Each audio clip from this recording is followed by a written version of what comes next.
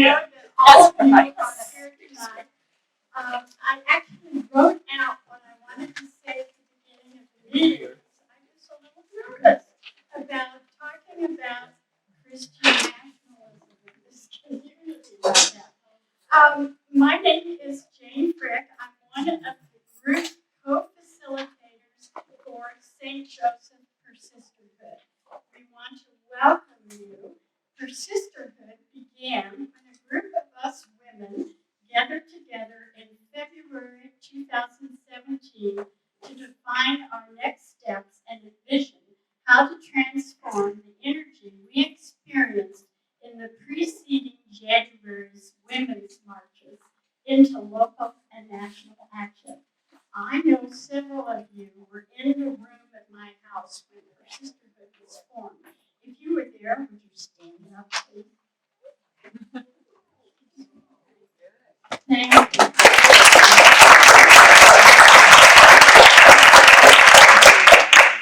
We have been holding public monthly gatherings during the fall and spring year in the upstairs room at Rolling Hills Library ever since. And we have sponsored and co-sponsored many events and actions with other community groups, including last summer's benefit that raised thousands for Planned Parenthood to support women in Missouri obtain legal abortions out of state. We have published a rainbow directory listing all the businesses in St. Joseph that identify as LGBTQ plus friendly. We have sponsored and co-sponsored rallies and marches to stop gun violence and to ban assault weapons and to expand Medicaid. And Persisterhood is one of the sponsoring organizations for the Lloyd Warner Community Remembrance Project that memorialized the 19-year-old teenager lynched here in 1933. A project set to finally culminate this November 18 when a historical marker that describes the lynching and places it in context with the thousands of other lynchings that occurred throughout our country during the Reconstruction era is set to be dedicated on the grounds of the St. Joseph Museum. I know several of you here are part of that Lloyd Warner Coalition. Would you stand up?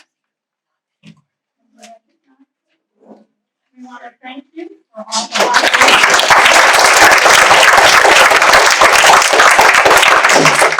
And we might talk with you around later about how our county commissioners refused to allow that historical marker to be placed on the courthouse lawn.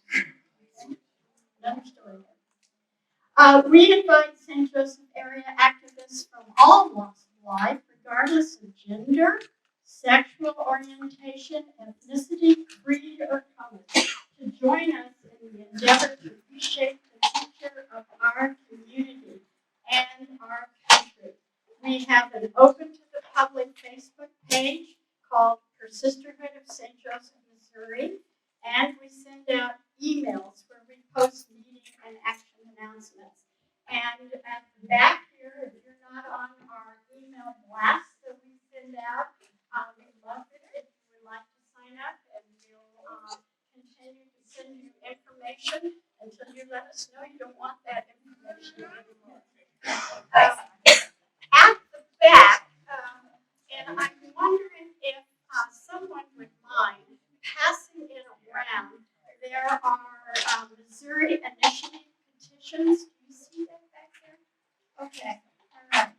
If you are a registered voter and you have not living in Buchanan County and you have not already signed the petition, I hope you will do so. This is to get the minimum wage raised to $15 an hour by 2026, and it's to get it on the November 2024 ballot. As you know, here in Missouri, we still have the right to submit initiative petitions. And this is such an important endeavor. If you've not already signed for getting that to happen, I hope you'll do so. And it's coming around right now. Before we begin our panel presentations tonight, I'd like to thank Rolling Hills Library for allowing community groups of all types, including ours, to meet here.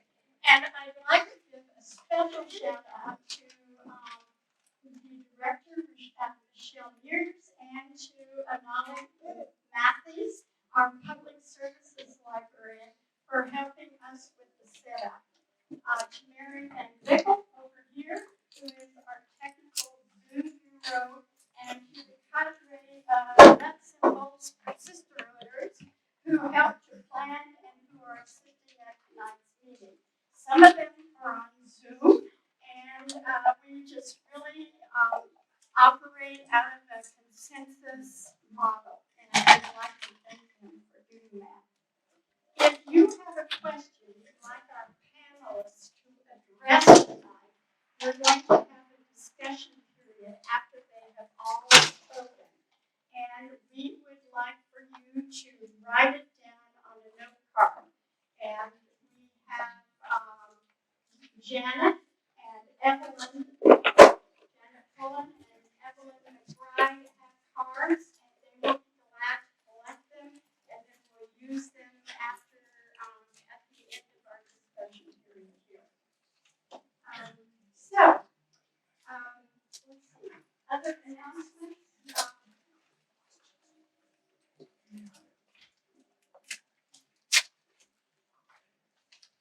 Hi, folks. My name is RJ Jackson, and as you might see, there's some cameras kind of floating around the room.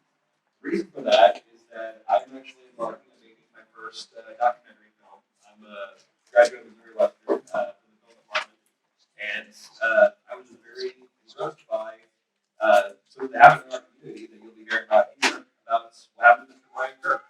So we are doing this today. So if you see the cameras floating around, don't worry. People like we're getting people inside for sure. Try to look right for the camera, and then if you don't want to be on camera, see if you can background to trade places with you. Other than that, thank you all for having me. Thank you to Persistent for putting this together. A couple of other things that I just want to mention.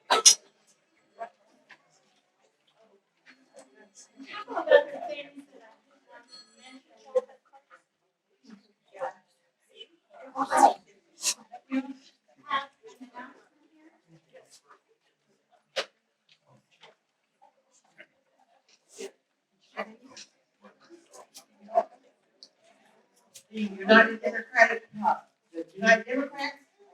in Buchanan County invite you to be in the Missouri Western Homecoming Parade this Saturday, September the 30th. We will come together at the south side of City Hall. There at Florida. We have t-shirts for you. We have candy for you to throw out to the folks. And it will be a great time and show the folks what kind of support we have here in Buchanan County. I'd like to have our Central Committee President stand up, or Chairperson, I should say, and our United Democratic President stand up. And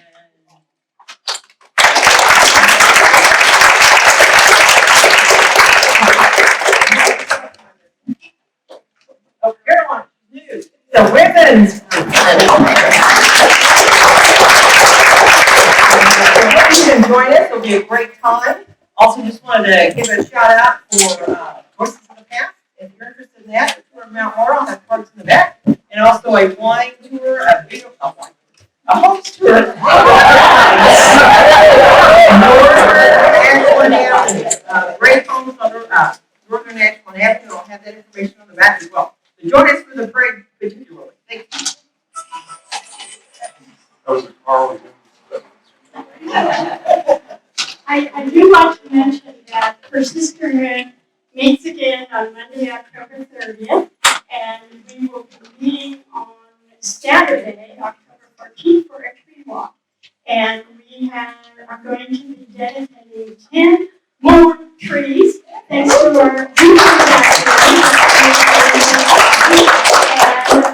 and brings the total to 67. And this group has been able, thanks to your generosity and the generosity and careful planning of Betty Song, to dedicate trees and make a difference in our community for good. And I think that's a great thing for us to do. Well, our panelists tonight are going to focus on Christian nationalism. And Wikipedia describes Christian nationalism as a type of religious nationalism, and I'm calling this down because I want to be sure I got it right, that is affiliated with Christianity, which primarily focuses on the internal politics of society, such as legislating, civil, and criminal laws that reflect their view of Christianity and the role of religion in political and social life. And that gets complicated when we have elected legislators here in Missouri who pass laws because they are exercising what they see as God's will. And it's fascinating that 13 religious ministers in the state of Missouri have filed suit against the Missouri ban on abortion because they claim it violates their freedom of worship. And if you were here in March, we saw clips of the Missouri legislators who voted that ban in because they said it was God's will. And they made that vote on the basis of their Christian religion. So that is an issue, a direct issue in this community and in this state. Regrettably, Crystal Quaid, the November 2024 Democratic gubernatorial candidate and Missouri House Minority Leader, had a last-minute scheduling conflict, and she's unable to join us in Zoom tonight. But the good news is that she has confirmed in Congress that she will be here in person at our next persistent meeting on Monday, October 30th, here in this room at 6 o'clock. So come back and we'll see Crystal. She'll be here in person. Books have been on my mind a lot lately. I wore my t-shirt here that said I'm with the band because I realized that next week is band book week, right? And if you are a library supporter and a reader, I hope that next Saturday you will find an opportunity to thank a librarian, to buy a book, to read a book, and to make books an important part of our lives. Last Friday, Missouri State Senators Nick Schreier and Bill Igor torched boxes at a Republican fundraiser that went viral. How many of you saw that? Did you see that? And they got a lot of publicity out of that. Actually, Mr. Igor, who is running for Republican governor on the Republican side, who was here over the weekend, claims that he is a new hero for Missouri values. And he promised, he said, you bring, are you ready for this? This is him, not me.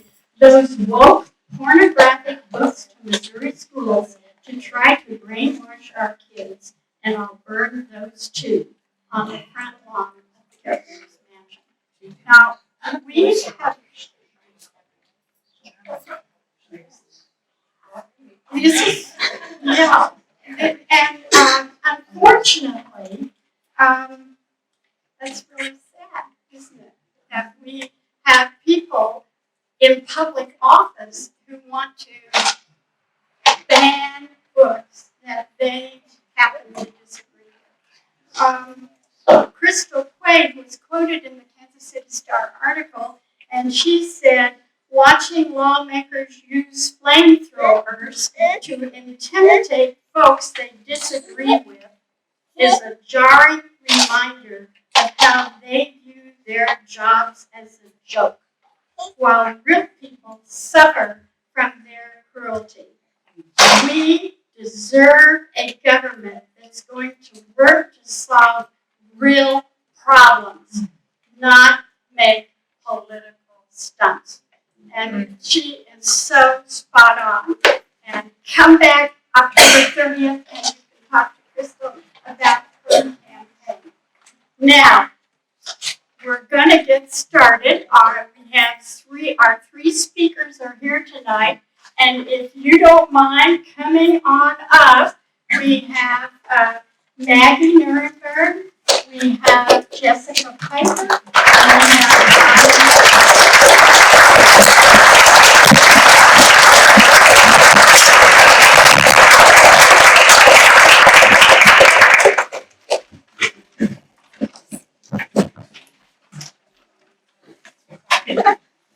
we're going to have each speaker talk for about 15 minutes, and then after that, we'll collect the questions. And if you want to talk among yourselves, that's fine too. And the plan would be that we'll cut the panel off in an hour at 7:15, unless we get really excited. Talk a little longer. How close can you get? I just want to make sure people can hear it, because I Yeah. don't know how to say it. Can you hear anything on this mic? No, you need a big buzzer. Closer. I think it's closer. It's not. Well, our first speaker tonight is going to be Maggie Nuremberg. And Maggie, would you stand up and would you introduce the young woman that you brought with you? Yes, thank you, Jade. And I am really going to stand for this so I can see everybody. Former educator, and so I think it's just in my nature. So first of all, thank you all for being here. It is awesome to see so many people show up.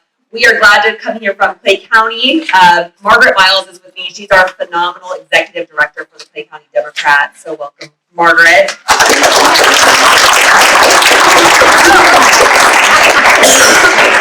You all need to check out MaggieForMo.com. This woman is brave enough to run for the Missouri State Senate. She needs support. And I knew when I read one of her quotes in the Kansas City Star that I had to call this woman up. It was a cold call. I called her up and I said, "We need you here in St. Joseph." And she said, yes, she would come. Maggie is from the Northland. She works in the Northland and has always been proud to call the Northland home. She's a mom, a teacher, and a union member, and she understands that legislators need to advocate for hardworking families. She's a product of a great public education in Missouri. She got her bachelor's degree at Truman State and her master's in education at UMKC. And what I like a lot about this is after graduating college, she served with her husband, Greg, in the Peace Corps in Ecuador for 2 years. And public health. And prior to serving in the legislature, Maggie taught at North Kansas City High School and at University Academy. So we want to welcome you and say we're so glad you're here, and we're so glad that you called it right on when you said it is maddening that we in Missouri are using tax dollars now to push a full-on Christian agenda. Meg. Awesome, thank you, Jade. Okay, here we go again. I'm ready to jump right in. Like I said, anytime you see a full room like this, you know the energy and the passion is there. You know that people are fed up with what they're seeing in our communities across Missouri, and quite frankly, we simply know that we can do better. So Jane told you all a little bit about my background, but I want to share a little bit why I jumped into, from being an educator, from being a mom to 3 young kids, like really little kids. I had 3 kids 5 and under when I first formed my campaign committee to run for state representative. And here's my why. I was a teacher at North Kansas City High School. I was a Spanish teacher and an ELL teacher, as well as a journalism teacher. So lots of different things I taught in high school. North Kansas City is the most ethnically and socioeconomically diverse high school in the state. We have a massive immigrant population there. We have speakers of over 100 different languages in the North Kansas City schools. After Donald Trump was elected, I, like many, kind of spent the evening in the fetal position in my living room, trying to figure out how I was going to move forward and see my students that next day. Because it wasn't really my livelihood and my existence that was under attack. It was really the existence of so many of my students. And when I walked into the halls the next day, I remember a young woman coming up to me. And Maymoon has given me permission to share this story because I talk about her a lot. Maymoon is a student who, at the time she was a junior in high school, wears a hijab. Her family, they came over as Sudanese refugees. Incredible student, so bright. She said, like, even though we don't have favorite students, my favorite student. And she comes up to me, and the very first thing she said was, Mrs. Marnberg, I didn't know that we had so much to eat in this country. And it took me aback, and I had to stop and think of what I wanted to say to respond. And I said, quite frankly, Maymoon, I didn't know there was so much to eat either. But you know what? We're going to do them otherwise. So students started talking as students do and figuring out how they were going to push back. And obviously we started seeing incredible movements and rallies and organizing. And like so many women, I was there as part of those movements. But what I was really impressed with is how the students at North Kansas City started to organize. And the first thing that they did is they decided they wanted to form a Young Democrats of Northtown group. So after a couple of weeks, they come up to me and they said, you don't talk about your politics, but we know you're a really open person. You're accepting of all of us. You're somebody who we know you're always a safe space. Literally, I had the marker on my classroom door, and they came up to me and they said, Mrs. Nurnberg, would you be the advisor to the student organization? Absolutely. What would you guys like to do? The number one thing they wanted to do was figure out who was representing them in government and how to make sure that their voices were going to be heard. And so these students started getting together, they organized, and our very first activity really as an organization was to take a trip to Jefferson City and meet with their elected officials. And I remember sitting there in the Missouri House of Representatives in the upper chamber and looking down at the 163 representatives that represent the state of Missouri. And I tell you what, those representatives did not look like the students who were surrounding me. At the time, only 1 in 5 representatives were women. Now we're up to 1 in 4. Very few, we do have several openly gay legislators on both sides of the aisle now. We have half of the Democratic caucus are members of the Black caucus. We have elected several Latino members. We've elected several, now thankfully we have 2, both Republican and Democrats, Asian Pacific Islanders. Our group is becoming more diverse, but the vast majority of legislators are older white men. It's simply a fact. And so as we listened to the debate, what was interesting is the debate that was ensuing, the bills that were before the body, the bills that were in committee were simply not the issues that actually impact our daily lives. Fast forward a few years, And it really was my students that kept pushing me as I was going to different things and hearing what I could do to get involved, that I decided to make the leap and run for office. I was elected to my first term in the Missouri House in 2020. I taught through December of 2020, worked full-time, had 3 small kids, and campaigned for an office. I was in a 4-way Democratic primary. Killed all my opponents with kindness. They all got out and endorsed me. And thankfully ran for a seat, while an open seat. I had to run against a gentleman named Steve West. He was known to spout his anti-Semitism, his anti-LGBT hate over and over again. And I remember at the time, while Republicans said he was, disavowed from their party, and they didn't support him, it was really hard to see his yard signs pop up in our community. I'd go around and I'd start talking to those folks, and if people had their yard sign in the yard, right, they were willing to talk politics, and I would go up to their door, and little by little, it was an amazing thing that we saw happen, is those yard signs started to come down as people started to learn the truth. Yes. And I ended up having, and I know it's an interesting thing, but I ended up having 800 people vote for me and vote for Donald Trump. It's a reality. And I share that because literally that's the state we are in, right? And so we have to get out there and we have to meet face to face, neighbor to neighbor, coworker to coworker, and share our stories. Because when they start sharing your stories, when they start figuring out who is representing you, I tell you what, there's a lot more moderation in the state of Missouri than we see right now. There really is, and I think that's what this room shows.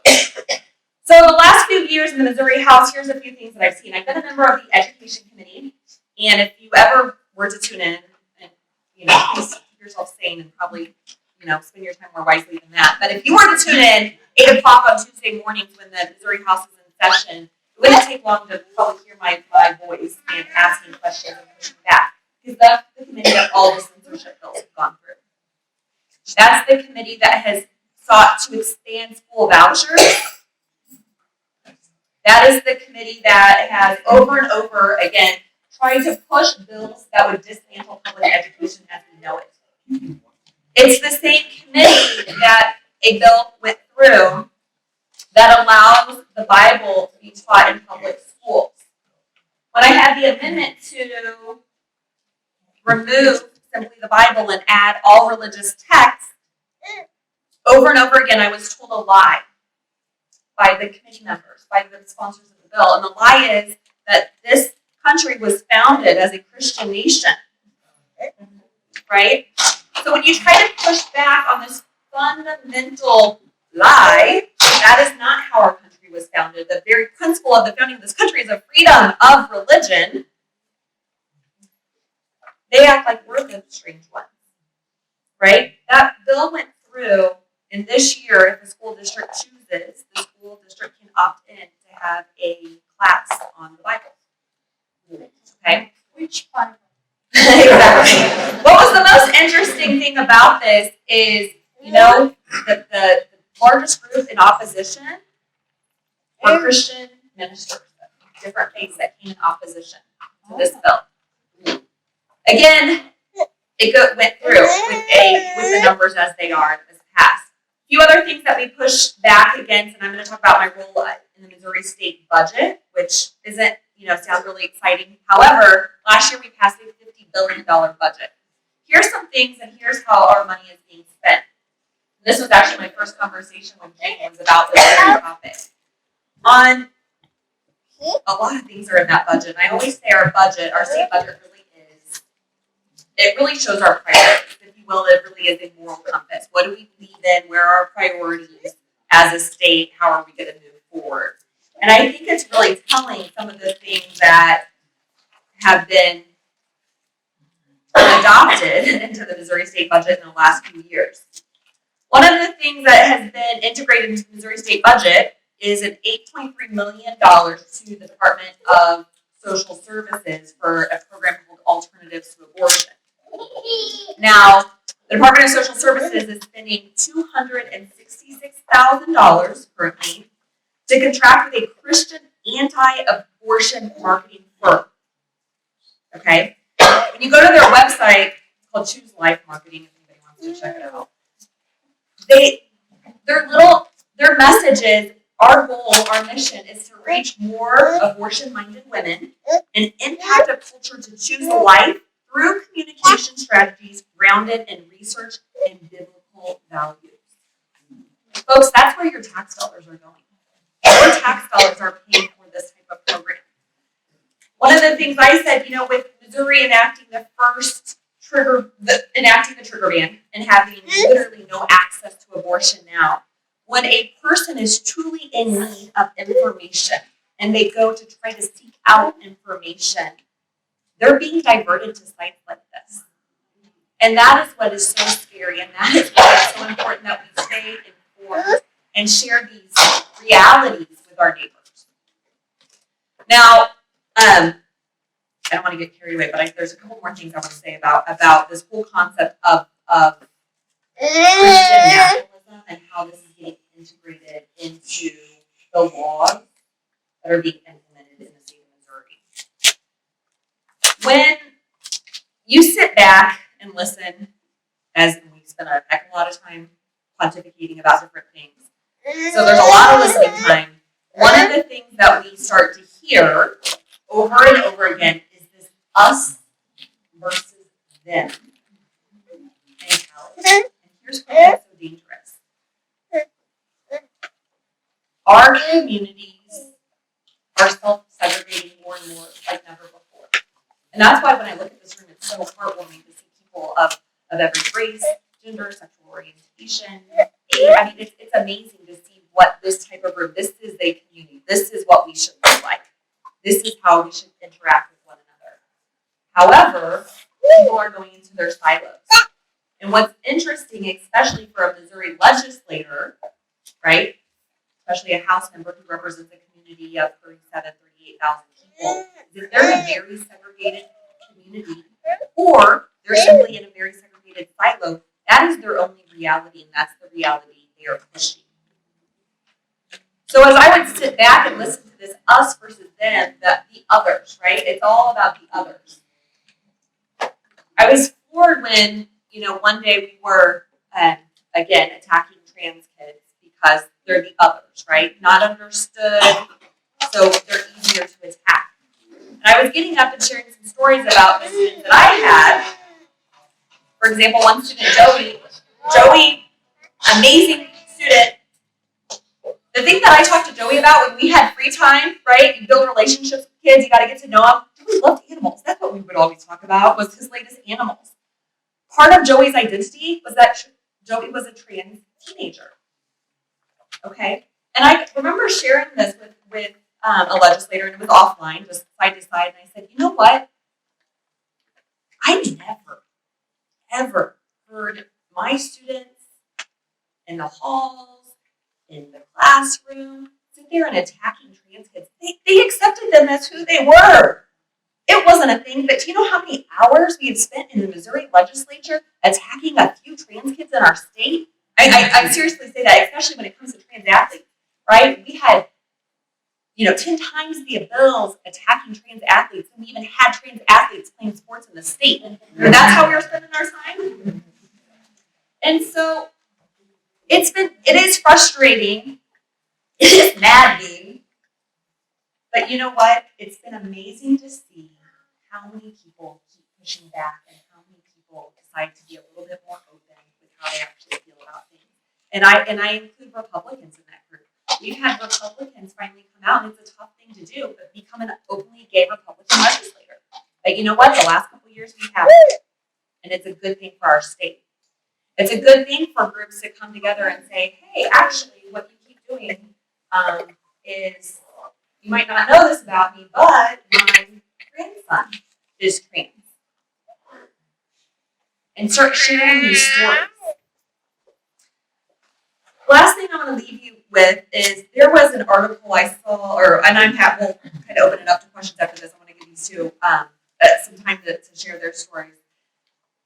There was an article recently that actually Sojourners magazine, and it really caught me because it was essentially how to spot somebody who's pushing a Christian nationalist agenda. And if you look at a lot of mail, a lot of pamphlets, again, coming up the homecoming parade, what candidates are pushing, you'll start to see some of this in there. What is your source? Sojourner. Yep, and one of the things that they asked or wanted to point out was simply, does the candidate only talk about faith or biblical values when it comes to hostility towards the LGBT community and opposing abortion? And I tell you what, I went through and looked at those in Missouri who I can really say that to be true of, and that is it, each and every time. The other thing was, does the candidate demonize racial justice commitments? Right? Right now, everything that is being characterized as accepting is deemed wrong because it's woke. Right? And these same candidates over and over again, that's what we're hearing from them. I don't understand it, it's the others, so now it's wrong and it's woke. That's what's dangerous. So I'm going to pass it over to these folks so they can share some of their stories, and I really hope some of you have questions. I'd love to dive in a little bit more.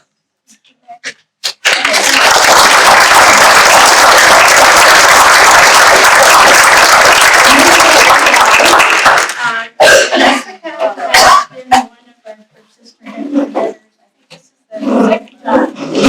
Third time. And we're so glad to have her back with us. She's a mother of 5 in the 3rd and lives on a small farm in the Missouri-Iowa border. And she has achieved stardom. After the 2016 election, she became politically active, ran for office in 2022 for state representative. Not successful, but she has certainly used that experience to organize progressives in rural Missouri. She is the executive director for Blue Missouri and hosts a weekly podcast called Dirt Road Democrat, which can be found wherever you listen to podcasts. Jessica, yay!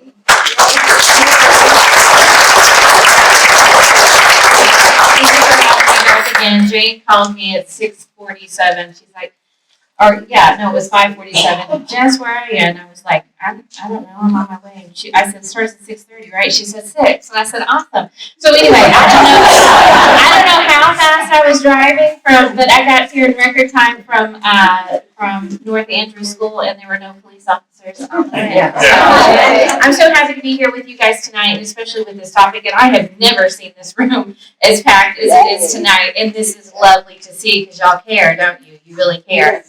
Let me tell you something about Christian nationalism. A lot of us are afraid to say the words because it sounds like you're attacking Christians, right? It sounds like you are attacking someone's religion. We are absolutely not attacking Christians. I would say there's a lot of folks in here who are Christians, and they understand the difference between being a Christian and a Christian nationalist. This is what Christian nationalism looks like. So when I was a candidate, I was in a parade at Northwest, and we were getting ready at the baseball fields. Everybody puts their float together, and it's just me and my little crew because I'm a Democrat in Northwest Missouri. There ain't a lot of us. So we're putting our stuff together, and I see the Nottoway County Republicans, pulling up, and I was like, oh, okay, whatever. So they get out, and they're all dressed, red, white, and blue, which is cool. That's fine, whatever. So they get out, and they erect a cross on their float, and then they take a flag and drape it on the cross. And I was like, that, my friends, is Christian nationalism, right? That's what it looks like in action. And they, rode through town on this float.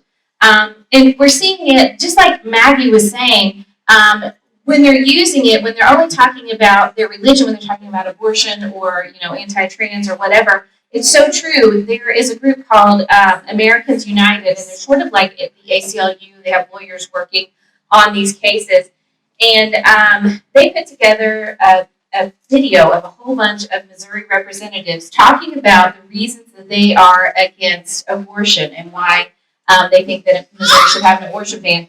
And every one of them said, starting off, my religion, my faith, my pastor. And I want to say that is fantastic for you. However, that is your faith. That is your religion, and it has absolutely nothing else to do with the rest of the folks that are in this room or constituents, right? You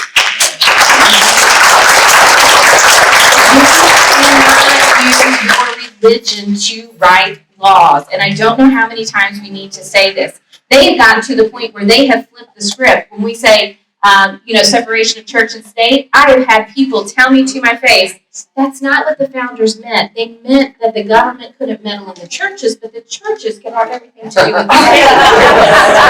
It's crazy. These lines are coming out.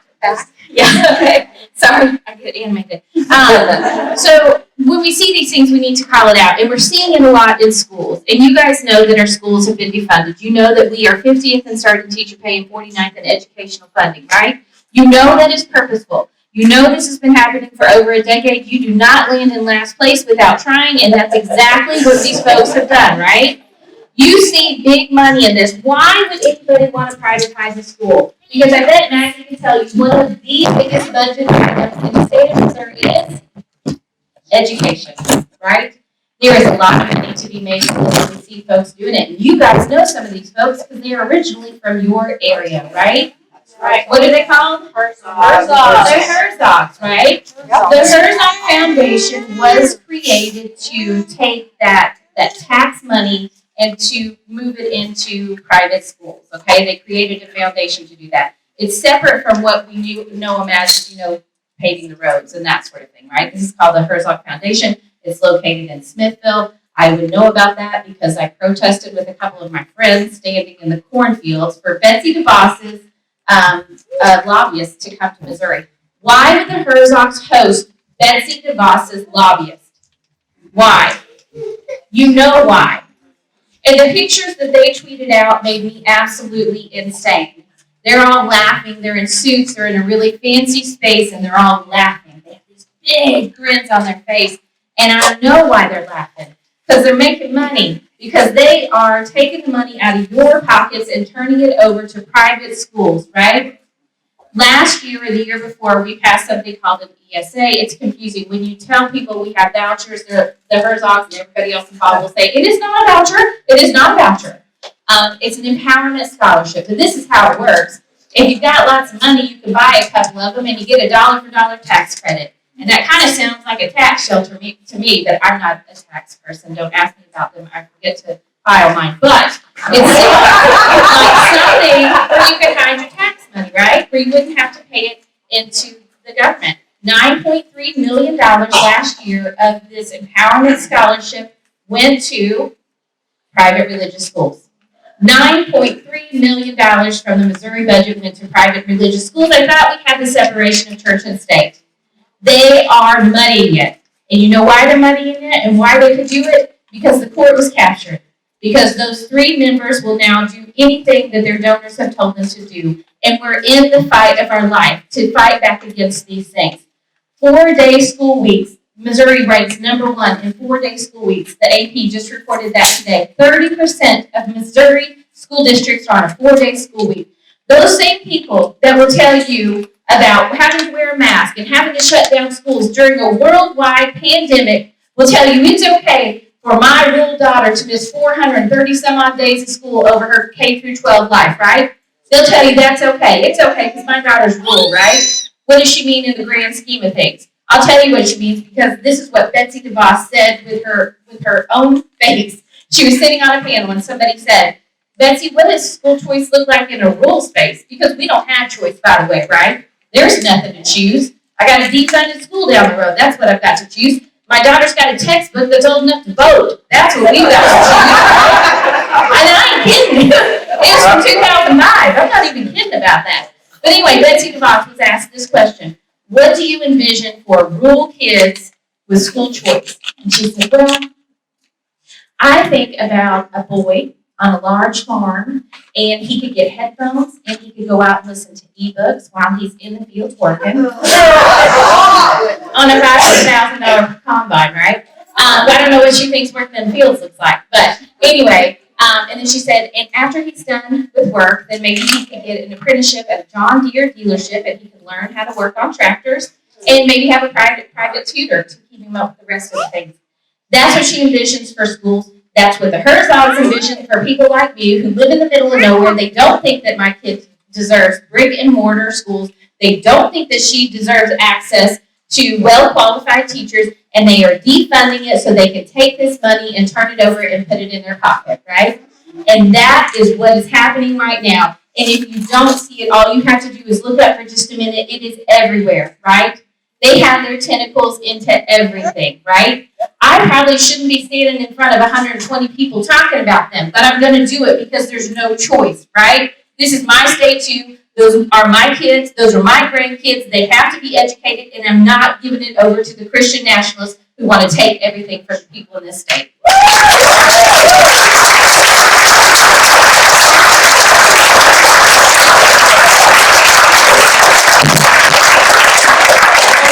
I was talking about.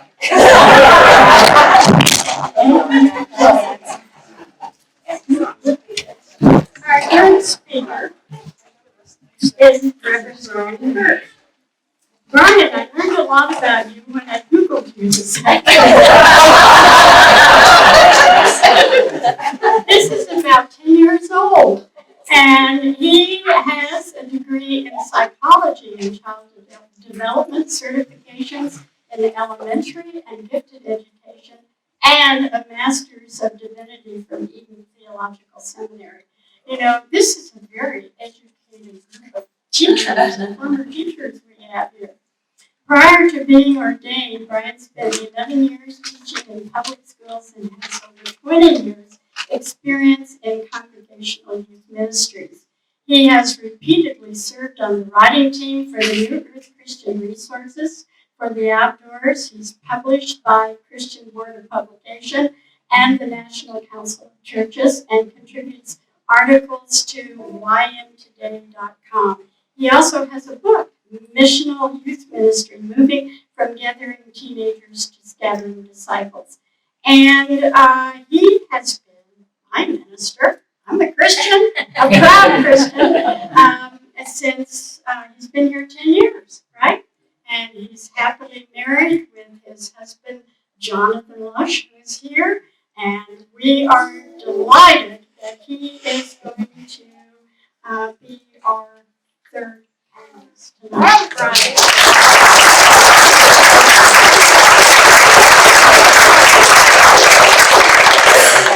Hi, I'm Brian, your local pariah. It is great to be here with two other educators. I think that does say something. It was a very odd summer that we just had here.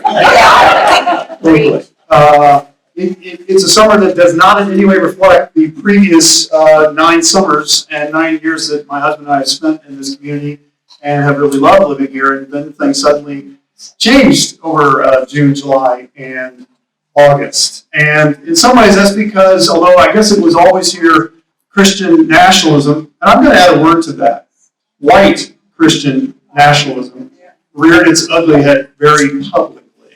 I mean, you said it, a refusal to admit issues around racism is part of their agenda as well. So it really is white Christian nationalism that we're talking about. And I really think it's important to say, I've been doing a lot of reading on white Christian nationalism, and I am convinced that it is not a religious movement. We're sort of sold this bill of goods it is, it's actually a political movement. It's a political movement that's using the trappings of a very particular brand of Christianity. It's a movement that's using the power of patriarchy, which is why you see that a lot of the things they're opposing are things like women's rights, the rights of LGBTQ people, because all of that is tied up in all of that threatens patriarchy. And so it is a political movement that is trying to put power into a certain group of people who adhere to a particular brand, and my understanding, a very extremist brand, a radical brand of what we understand to be Christianity in the Western world. It is not a conservative movement, and sometimes we stick conservative on there. Now, the people that buy into it are often conservative, but if it was truly a conservative movement, they would politically be trying to hold on to the democratic institutions that have been long part of this country. But in fact, their goal, as we've been hearing tonight, is to dismantle many of the institutions that this country has been founded on and relied on for so long, to replace it with their brand of religion. And they're not particularly concerned whether you adhere to their version of Christianity or not, or whether you're religious or not. They believe that you would be better off living under that particular brand of Christianity. The other reason I say it's not a religious movement, because it's been going on at least since the 1970s. You can go back to people like Jerry Falwell who were pushing this. Since the 1970s, as has happened to the mainline church, these very conservative, fundamentalist, right-wing Christian churches have also been declining in membership. People are walking out of their churches because they see what's going on. They see that their churches have become more political than religious, but they're gaining political power. So it seems they're okay with the large back doors, we say, where everybody's sort of slipping out the back because they're gaining political power over all of this. So this summer, some of you may know, my church in early June hosted an event called the Queer Revival. We were hosting the event. We didn't put it on, but it's an event that's sort of touring around different places in the country. There was a woman who comes, and she's a performing artist, a singer. She also engages some local drag performers wherever she goes. And the idea of the event was to always put it on in a church to say churches can be safe spaces for queer persons. It wasn't religious, but it was sort of modeled to look like a religious event. It was a very positive event. Patrick Hall, one of our local drag performers, Bianca Willis is his drag name, was one of the performers. He liked to point out he was dressed in more clothes than a pioneer woman. It was a family-friendly event. It was very positive. You know, they were singing Beyonce songs and things, and it was a very positive message about, love people, love your community, stand with each other. It was a great evening. We had one protester that stood outside, and even we sort of befriended him over the night.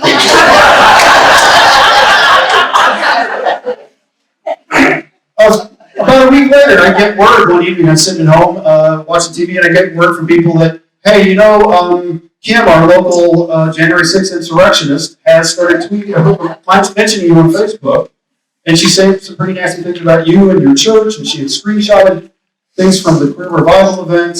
And I'm looking at this, and she started to talk about it. Do you know that this guy is on the library board? And we shouldn't have people that are promoting these terrible values serving on our library board. God knows what sort of agenda he's pushing. We need to stop this. And I saw who it was, and I'm like, nobody's going to pay attention to that. Yeah, not my mistake. Next morning, I get up, and I haven't even woken up yet, and my phone is blowing up with texts from people saying, do you know that there's a whole page about you on Vote St. Joe? Which is a political website run by a church that sits right outside of our town. Not in our town, but right outside. What's the name of the church? Grace Calvary Chapel. And so this church runs a political website where they are telling you how to vote and who to vote for. And let me just say this. There's nothing wrong with Christians being involved in political issues. I do believe, my understanding of Jesus is he was political. He cared about hunger and poverty and how people were treated and the outcast and the marginalized. So those are all political issues. And churches can get involved in those all they want. Where the line is drawn legally, if you're getting a tax deduction from the government, is you can't be promoting particular people that are running. You can't be partisan about it. And this website, run by this church, man, they step right up to that line. And if you watch some of their Sunday morning sermons, they step right over that line. And if not telling you who to vote for, certainly telling you who not to vote for. So the website was saying, we don't think that you should support this guy to be reappointed to the library board if he's up for reappointment. You need to start calling the city council and voicing your opinion. And a little bit later on the webpage, then it would say, and what we're really concerned about is the sexualization of children by our libraries. So here is this, we're going to say he's a problem, and here's what the problem is: sexualization of children. You get that it's always the grooming thing that gets put out there. What I think I have sussed out since then, by the way, just as a side note, at the time, they thought I was a pastor, a straight pastor advocating for queer people. It had not occurred to them that a pastor might be a queer person.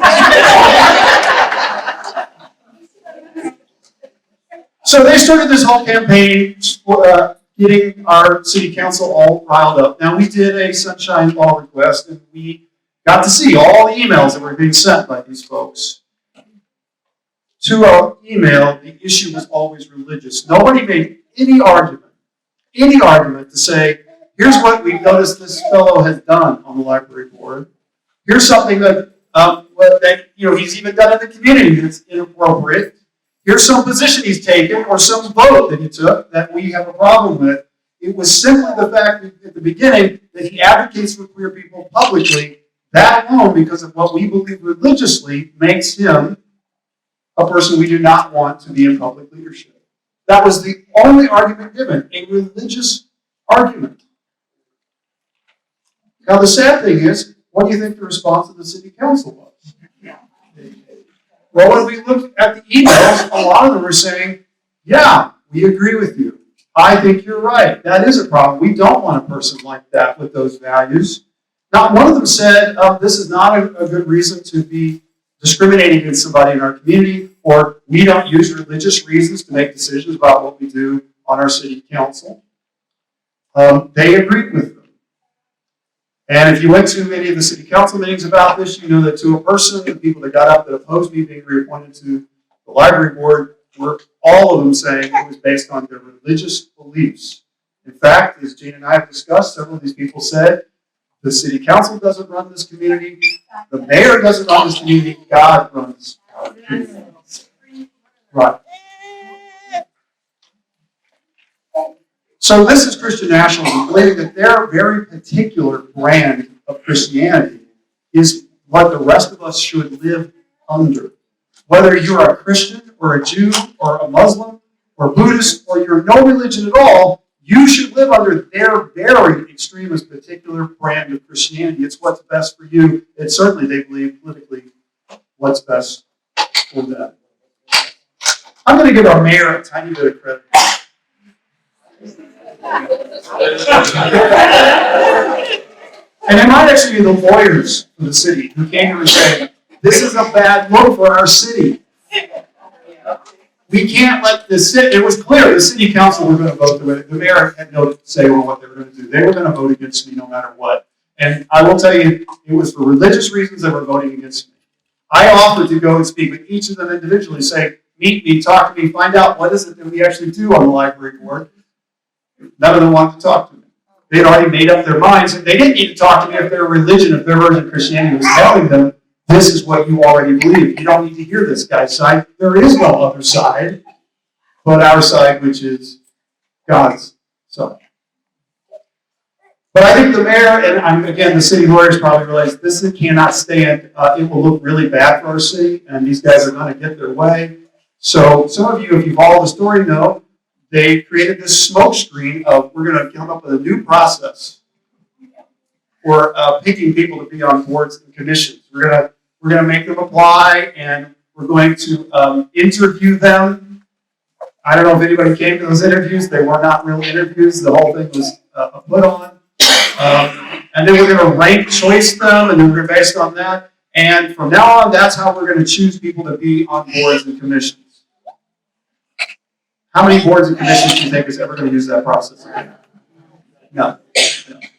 We're back to the days of Jim Crow, where we're going to create a very specific way so we can pretend we're using rules here, but we're really doing this to keep certain people out and certain people in. But I believe that they created that smokescreen because they realized we could not let it stand, that that's the only story out there is we kept somebody off our library board because Christian nationalists have taken over our city government, that have the ear of our mayor and our in effect running. So, I hate to end on a dour note, folks, but I'm going to be honest with you here. They won. And I don't know that we really fully acknowledge that in this community. We sort of let that pretend process they come up with that look very civil, and we're going to have interviews and rank choice these people, and they're going to vote, and the better people will win. By the way, the 3 people they picked, 3 good progressive people. We love everybody they picked. So I don't know what they accomplished. Except that they show that they do have the power. If they want to get their way, they will get their way. And they did.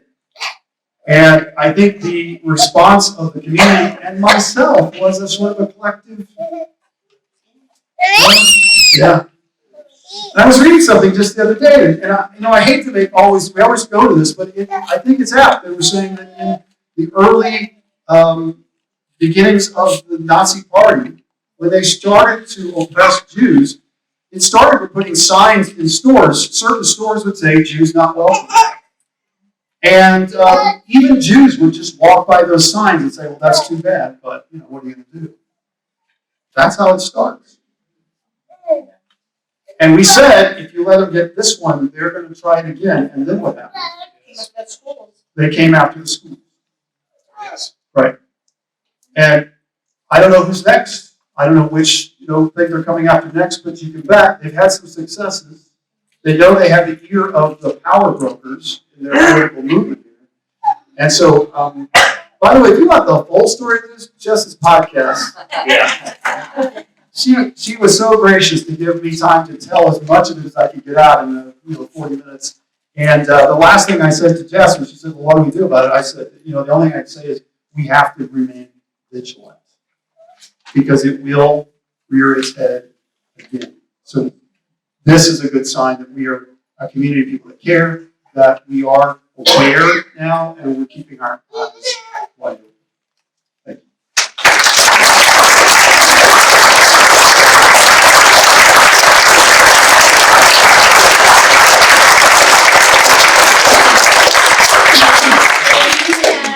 Written down questions, Janet and Evelyn will be glad to collect from you.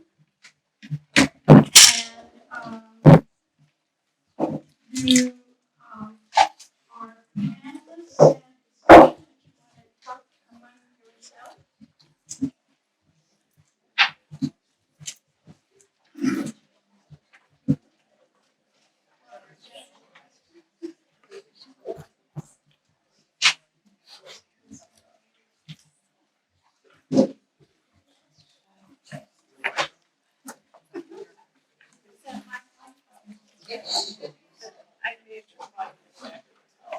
I'm just curious, in the state legislature, when these guys are justifying their decisions, is this based on the Bible or their God or their church or their pastor? Does anybody call them out and say, that has nothing to do with how you should be making decisions about laws for our state? All the time in that, we do. But here's the deal. We are in I hate to say a ruby red state because folks, when you put issues on the ballot over and over again, folks are voting for progressive things. But when they see that R and the D next to it, and this is why it matters. We've been in a existing here for the last 2 decades in a state with a supermajority, both in the House and the Senate. And right now, every single statewide elected office is held by a Republican. So here's what has to happen. While the Democrats, we can push back, we can question that, and quite frankly, anymore there really are 3 caucuses. We have moderate Republicans, we have the MAGA Republicans, the far right, the true, white Christian nationalists, and then we have the Democrats. And so what's happened is even in those factions, right, they've split.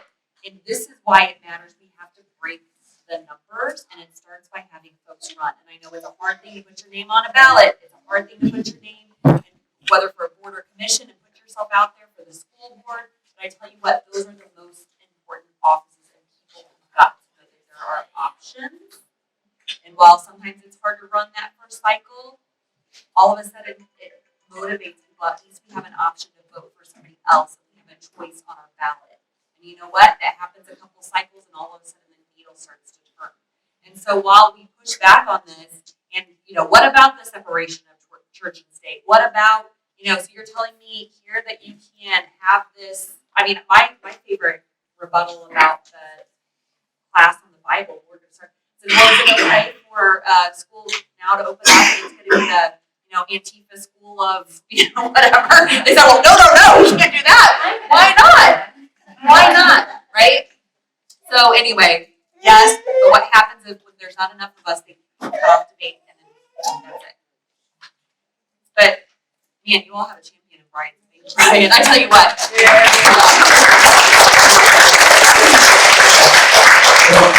I want to point out, if you listen to the rhetoric coming out of Grace Calvary Chapel, I'm just going to call out because they're unabashedly the ones that are leading this charge in our community. Their pastor comes right out and says that he does not believe in the separation of church and state. And he said exactly what you said, which is the government's not supposed to have anything to say about the church, but the church can have everything to say about the government. So this is not rhetoric that others are using, it's rhetoric that's coming right out of our community. It's being spoken, and it's being spoken right into the ears of our city government. Did he talk to you? No, for those who may be aware, when it looked like it was already a done deal early on, I offered to meet with Pastor Blevins, and he initially said he would. And then an hour before we were set to sit down for coffee at Panera, he texted me and said that he had just changed his mind. Probably for a variety of reasons, and he was very polite about it and explained, but it's also, I don't know there was any advantage politically for him to meet with that. It didn't do him any good. I honestly want to let's two Christians just sit down and get to know each other. I said, I don't even want to talk about the controversy. I said, it looks like you won, so we don't even need to talk about it. Can we just meet as two people, both are pastors, Christians? And I really ultimately said, really all I would have to say to you is that you need to repent, and I don't think that's what But he left the door with just a tiny crack that, maybe we would continue an email conversation. If I have one more thing real quick, I want to really speak a huge word of praise for Mary Beth, our library director, who's here tonight.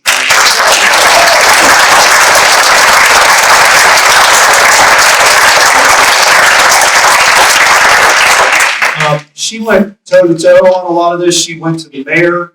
She didn't have to do any of that on my behalf. She did the best she could to protect me, to support me.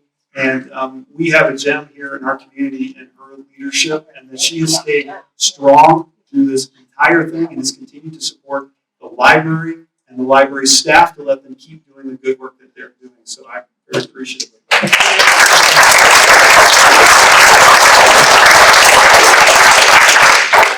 We have 3 questions here, so I think we'll have time for that.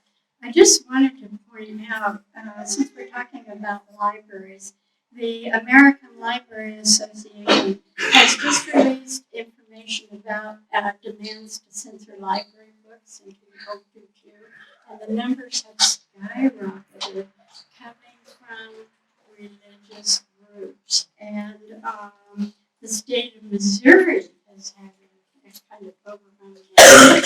And a shout out to our librarians here for keeping us as open and public as can be, given Ashcroft's statements and the way in which we're having to deal with this. But a 38% increase in titles for over 2021, and of the titles that are being objected to, the vast majority were written by or about members of the LGBTQA+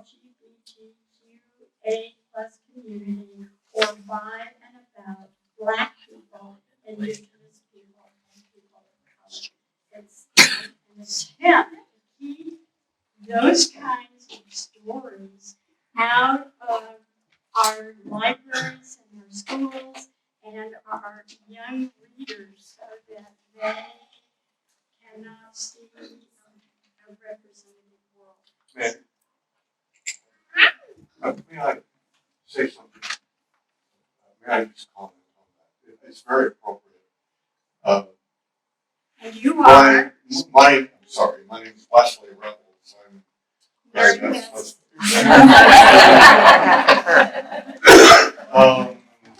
I want to say too short. I'll try to keep it short because I'm terrible habit of anyway, I was there the night at the city council meeting when they gave us consent. Can't hear you. Oh, I'm Use the sorry. microphone, please. Sorry.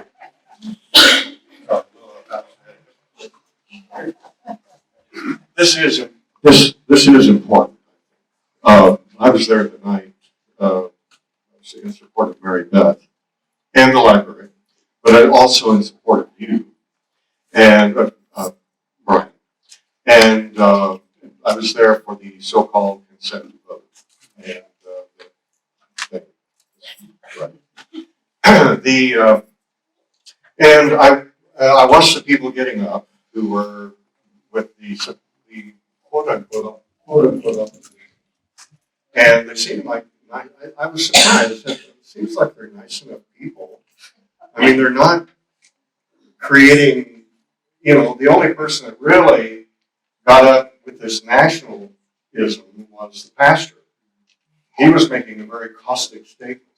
And I was curious, after the whole thing finished, after the city council adjourned,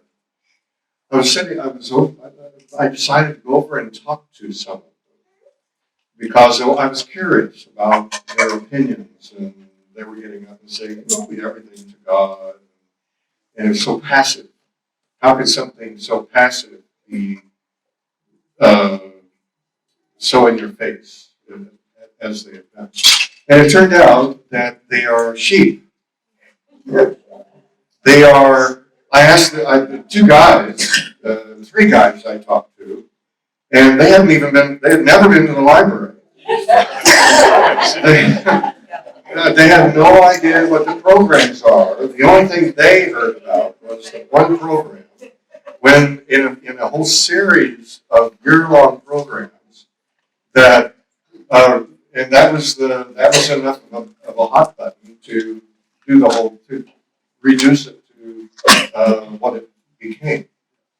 So, and they had no idea what I told them about other programs. I know I think it's short, but I told them about other programs. My wife must have too well. I told them about the other. Really? Yeah. I told them about the Sioux chief who came and talked about his book and all of that. Oh, really? I would have come to that. So they are really they're ignorant. They're very ignorant. And so that tells me they themselves are not that much of a threat. It's what they are told that is the threat. So as Democrats coming together, getting out of complacency and beginning to get more out in the public, especially the vote. At any rate, the second piece, which I 30 seconds. okay, I'll see it. Okay, the other piece is about the minority. There's been a throughout. Okay, with regard to African American, with regard to racial issues, Jim Crow, mulatto, people of color. I come from a mulatto family, and I've spent the last 40 years of my life doing a genealogical study on the origin of my family, which was indigenous. And so I'm very familiar with that. There has been a history throughout the history of our country has been modeled through our education system to wipe out indigenous and people of color so that there is only black and white. Okay, that's what's separating us. And so there needs to be greater education. There need to be better education programs that tell the truth about racism in America. And I think that it dilutes itself. It reduces as you move west into the country. If you go out to D.C., my wife and I just came from D.C. I'm sorry, my 30 seconds are up. My wife and I, they're very progressive societies out there. They're much more aware out there. So we need to bring that education here to this area so that people can identify it.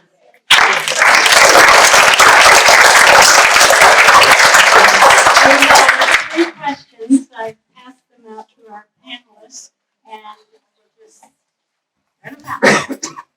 So this question says, do you think our views of keeping Christian nationalism out of politics in Missouri is a minority or a majority view? And what are you basing your answer on? Well, I would have to say if once folks actually understand what's happening and you really define Christian nationalism for what it is, I would say the vast majority of Missourians would adamantly oppose all of these views infiltrating Missouri politics and Missouri laws. I want to give you just a brief example as to the why. Last year, there was a group of white nationalists who were really pushing to strip all birth control from the Missouri state budget and the Medicaid.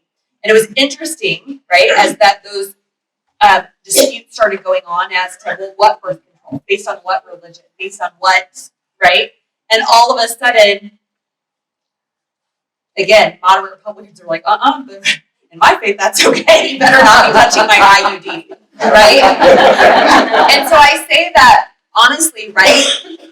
That once people start to figure this out, they want the government to have no role in their personal life.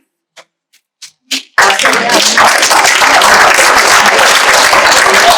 think that is so true when we look at the issue of reproductive freedom. We look at what just happened in Ohio, folks. And it's the same thing with them rejecting issue 1 because they realize that is not the role of government. And when I talk to people in my community, they do not want some old dude in Jefferson City making the most important decisions about their personal life and how and when to have a family. So again, we just got to spread the word. I personally belong to the Church of the IUD.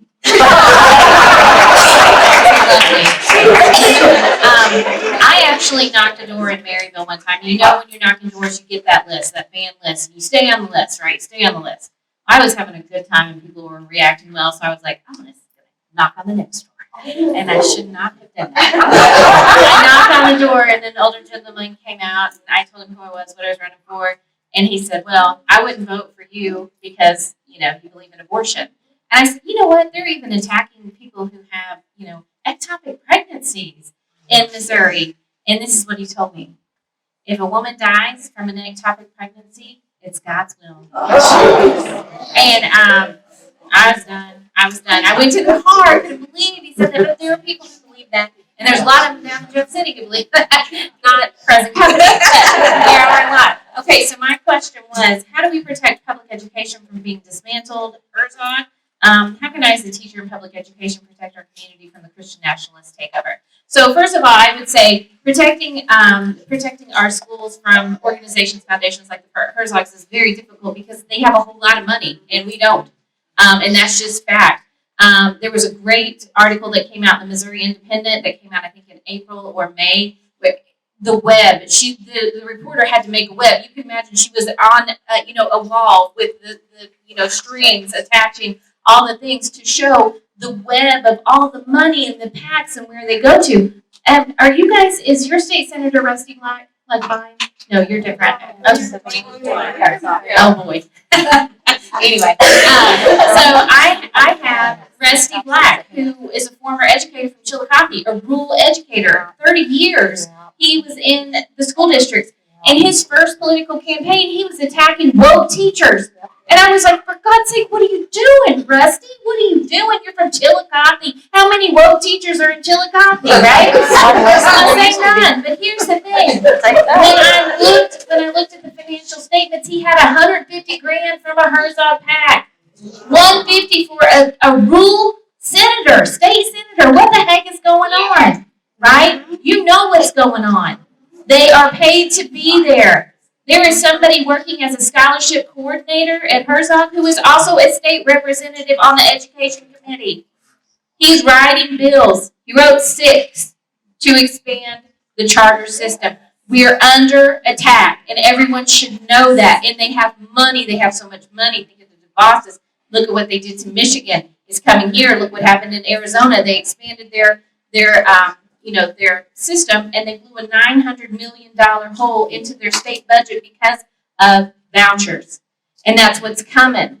And our state legislators could look at places like Connecticut and Maine and say, well, their public schools look fantastic. Maybe we should try that. Instead, they're looking at Texas and Arizona and Michigan and saying, let's try that. It's all about the money, friends. So I'm going to say we're in the fight of our life to keep our public schools. We really are, because they could go anytime, and we look at other states and see exactly what is happening. As a public school teacher, I would say this. You don't have to be as out as me because you will lose your job, but you can still stand up and talk back. You can still stand up for what's right. You can still say, your religion may keep your child from reading this book, but it doesn't keep her child from reading that book, right? And as far as teaching goes, every time someone had an issue with something that we read, I was always available with another book. You don't have to read that one. You can read this one. It's the same thing, right? That's what we're teaching, and that's what good teachers do. And there's, they're trying to get rid of them too. So stand up, talk back. You don't have to be as loud as me, but you are going to have to make some noise, friends, because they think that we're all complicit at this point. They think St. Joe is fine. Independence went 4 days a week. Good luck. St. Joe hanging on, not going 4 days a week, right? The Herzogs are in your backyard. They know what to do. Yeah.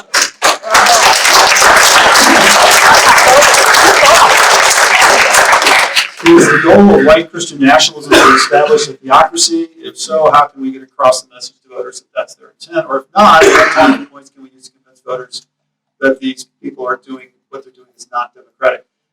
I guess it's a yes or no. I think Wesley nuanced this well for us.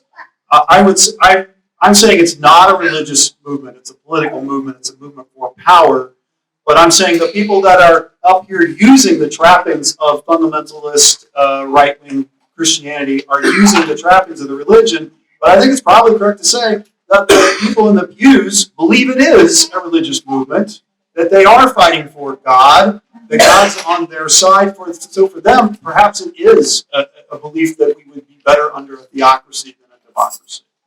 I think if you look at my particular case, as I said, the argument they never were using was he did something wrong, he committed some act, there's some reason because of what he has done as a person or as a volunteer that he should be removed. It was God is telling us that he doesn't belong there. In fact, when Pastor Blevins was asked, what has he done that you have a problem with? His response was, well, it's not what he's done, it's what he could do. So I think that's the argument, is if God is on your side, you don't need democracy. You don't need to have a reason for what you're doing. You don't need to explain it to anybody. God is making the decision for you. And as we become a very much an a-religious society, go to the churches on Sunday. They're not packed anymore. I think this is an easier argument to make if you start telling people to say, do you want to live under this one very particular extremist version of the Christian faith? Because that's where we're heading. If you don't, as somebody just said, get out and vote.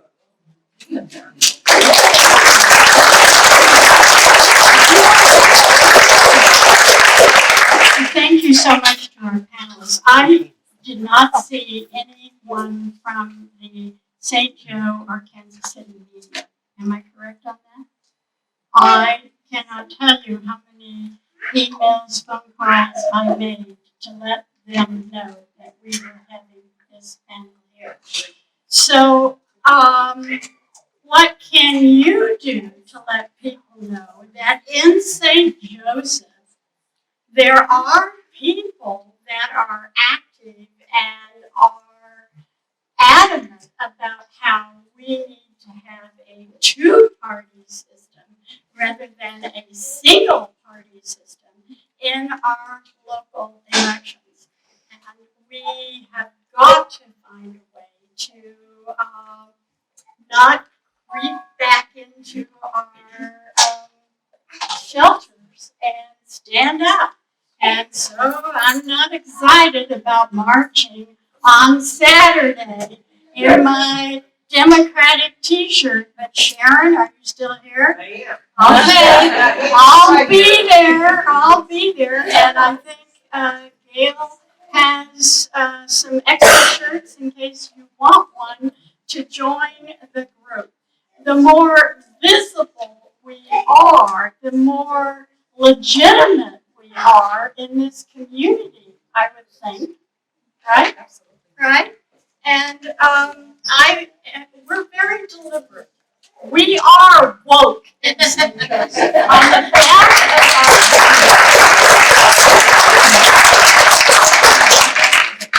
of a Facebook post by Margaret M. Fox, woke means awaken the needs of others, well-informed, thoughtful, compassionate, humble, and kind, eager to make the world a better place for all people. And we have listed a number of activities on the back of the agenda. There are a few copies left up here. I don't want to go home with any of them. Please take them. Want to see you at some of these. And it didn't make the list because we go through the end of October. But the Buchanan County Democrat Central Committee is having a dinner and silent auction at $30 each to raise money to support candidates to run for office. How much did you say Rusty Black got from the Herzog? $150,000?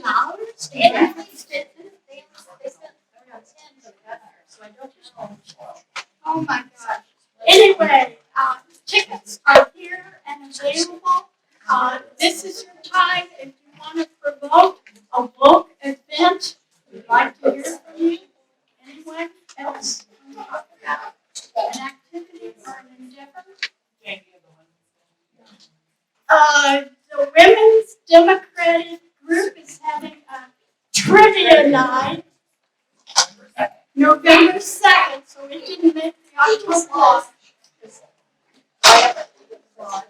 6, the doors will open at 6 and 6:30. I'll start the trivia. 10 rounds of trivia, 10 questions each. It's $10 a player. You have a table of 1 up to maximum of 10. And it's to raise money again for us to help fund candidates in this area. So please come out. Eagles Lodge. If we have your email, we'll be sure that you get information about both of those two activities so we can do that. This is the last call. If you want to get money for a tree on the parkway, this is the last call. And Janet would be glad to accept your check for your money. And we hope you join us for that. And it's always a wonderful experience. I have one final story. A dear friend of mine died from Parkinson's disease and complication this summer. Tom Pankowitz. And I can't tell you how he helped me shape and process my teaching beliefs and my philosophical beliefs about the world at large. The last time I saw Tom, he was an English teacher, and we always talked books. So I said, Tom, what are you reading these days? He said, banned books. We're going to dedicate a tree to him on the parkway. His family has set up a little, what do you call it? Free books on Ashland. And please, folks, read a book, have a great time. And thank you all for being here. Lots of time for conversation and discussion. Final thanks again to Maggie and to Jessica and to Brian, because you made us feel like we're kind of a community, and there are people in Missouri that do care about others. Thank you so much.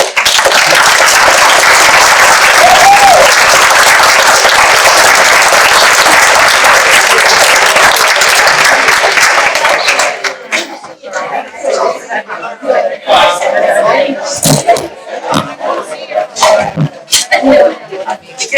already bought it. Hi there, how are you? See you up there. Hi, how are you?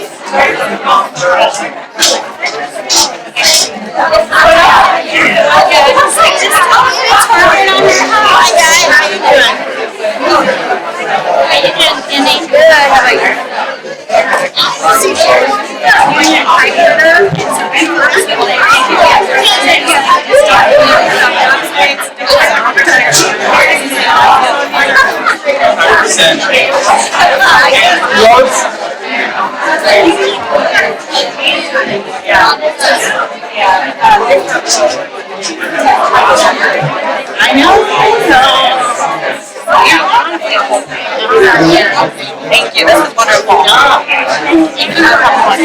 Rebecca, do you have to rush out of here or anything? Sorry? Do you have to rush out of here or anything? We have a few minutes.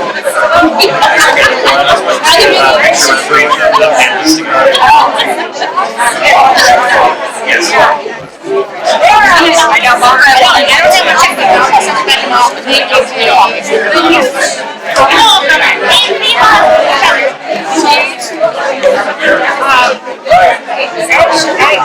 Actually, also wanted to give her regards to you and say, I like your been here, and I said, sometime we need to get her involved. Even though she's way down, she's very impressed with what's going on. She was at the Pine County Democratic meeting, and that's why I had to about this event. So I'm going to just like on another thing. I'll give my regards. So many things. Yeah. But I never told her to convey that. Okay, she really, she could have been super dedicated.